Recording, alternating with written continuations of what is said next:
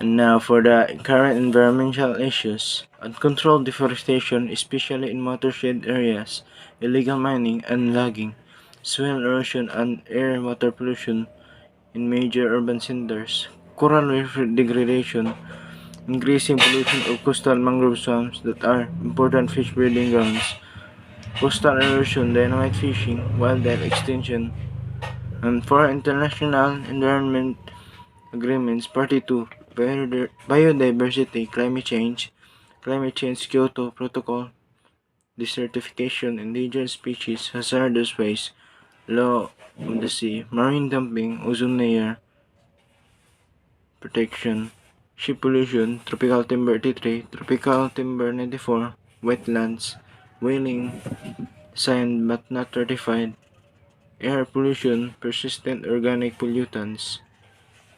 For now, okay, for geography note 1. For decades, the Philippine archipelago was reported as having 7,107 islands in 2016. The National Mapping Authority reported that hundreds of new islands had been discovered and increased the number of islands to 7,641, though not of the new islands have been verified. The country is favorably located in relation to many of Southeast Asia's main water bodies: the South China Sea, Philippine Sea, Sulu Sea, Celebes Sea, and Luzon Strait. Note 2. Philippines is one of the countries along the Ring of Fire. About of active volcanoes and earthquake epicenters burdening the Pacific Ocean. Up to 90% of the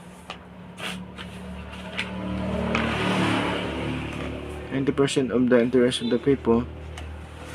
GOP 2019. In terms of disaster risk, Philippines rank among all of the countries with the highest risk worldwide, according to the World Risk Report 2018, with index value of 25.14%. World Economic Forum 2018, at least 60% of the country's total land area is exposed to multiple hazards, and 74% of the population is susceptible to their impact. GFDRR 2017. This is largely due to the location and geographical context, as the risks involving coastal hazards such as typhoons, storm surge, and rising sea levels is high. Also, as the islands are located, tectonic plates, earthquakes, and volcanoes are posing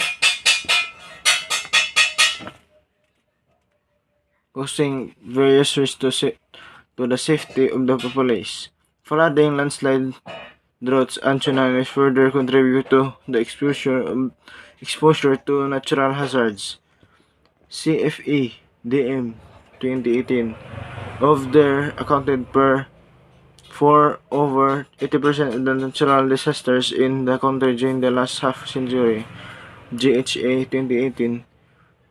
Given the local ecologies, agriculture, mining, forestry, fishing, and services are major sources of people's livelihood. In 2019, employment rate was reported at 94.8%. PSA 2019, and out of the three key sectors of employment: industry, agriculture, and services. World's earthquakes and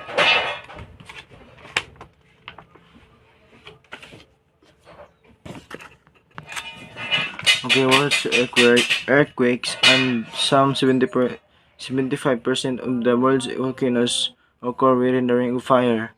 Note 3. The Philippines sit astride the Pacific Typhoon Belt, and an average of 9 typhoons make landfall on the islands each year, with about 5 of these being destructive. The country is the most exposed in the world to tropical storms. And for disaster risk reduction in the Philippines is archipelago state consisting of some 7,100 islands and islets and covering land of approximately 300,000 km. The country comprises three groups of large islands: the Luzon, Visayas, and Mindanao, and the Luzon in the north and west, consisting of Luzon, Mindoro, and Palawan. And second, the Visayas group in the center, consisting of Bohol, Cebu, Leyte, Masbate, Negros, Panay, and Samar. And Mindanao, lastly, in the South Manila and nearby Quezon City. The country's most popular cities are part of the National Capital Region, or NCR, Metro Manila, located on the largest islands of Luzon. Cullinan, 2019. No. The islands and groups are divided into four main classes of administrative divisions, which consist of 17 autonomous regions, 81 provinces, 1,489 municipalities, and the smallest political units is 42,044 barangays as of 2018, PCA 2018. The Philippines is governed by a presidential form in which power is divided among three judicial branches: executive, legislative, and judicial, which seek democracy and balance by carrying their equally weighted duties to uphold law, rights, and representation of the interests of the people. GOP 2019. In terms of disaster risk, Philippines ranked among all of the countries with the highest risk worldwide according to the World Risk Report 2018, with index value of 25.14%. World Economic Forum 2018, at least 60% of the country's total land area is exposed to multiple hazards, and 74% of the population is susceptible to their impact. GFDRR